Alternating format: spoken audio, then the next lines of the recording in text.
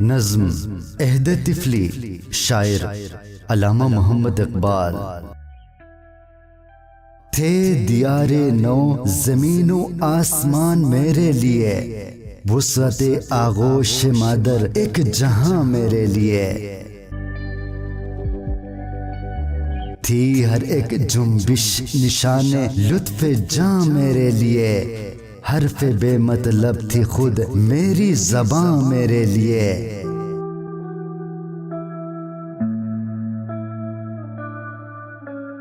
दर्द तिफली में अगर कोई रुलाता था मुझे, शोरश ज़ंजीर दर में लुत्फ़ आता था मुझे।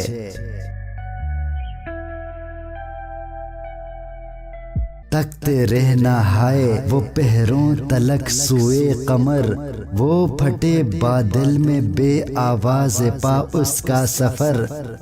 पूछना रह रह के उसके कोह सहरा की खबर, और वो हैरत दरोगे मसलिहत आमेज पर। आंख वक्फे दीद थी लब माइले गुफ्तार था, दिल न था मेरा सरापा ज़ोक़े इस्तिफ़सार था।